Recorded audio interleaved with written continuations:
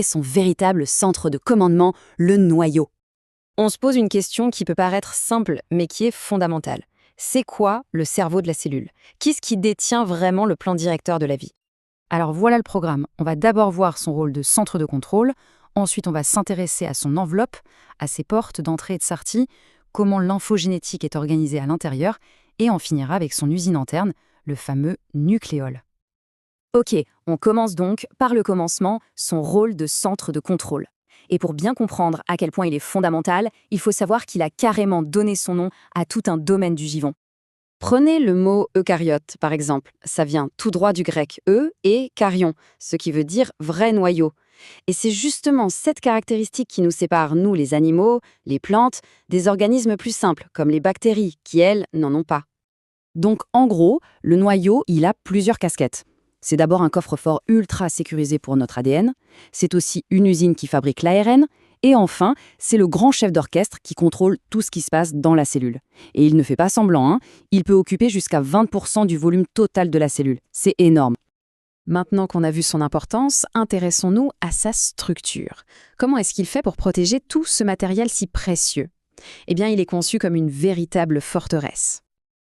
Alors voilà, le noyau est entouré non pas d'une, mais de 2 membranes. C'est une double protection.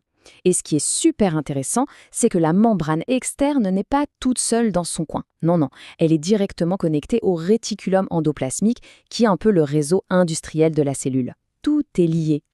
Et juste en dessous de cette double membrane, côté intérieur, on trouve quelque chose d'assez fascinant, la lamina nucléaire.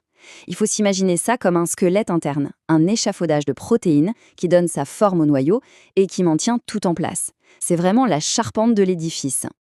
Et pour vous montrer à quel point cette charpente est cruciale, quand il y a un défaut dans les gènes qui la fabriquent, ça peut provoquer des maladies très graves. Ça montre bien le lien direct, super concret, entre la structure du noyau et notre santé. Bon, on a une forteresse avec une double muraille, mais une forteresse, ça doit quand même communiquer avec l'extérieur, non? Comment est-ce que les choses entrent et sortent? C'est là qu'interviennent les pores nucléaires. La surface du noyau, en fait, elle est loin d'être lisse. Elle est littéralement criblée de portes. Et pas qu'un peu. On en compte en moyenne entre 3000 et 4000. Ce sont les fameux complexes de pores nucléaires. Et ces portes, elles fonctionnent un peu comme un contrôle de sécurité présélectif. Il y a 2 fils. D'un côté, la file rapide pour les petites molécules. Elles peuvent passer sans problème. De l'autre, la file pour les grosses molécules, les protéines, l'ARN. Et là, il faut montrer patte blanche. Il leur faut un laissez-passer spécial et ça demande de l'énergie. Regardons ce processus d'importation. C'est une mécanique de précision en 3 temps. D'abord, la reconnaissance.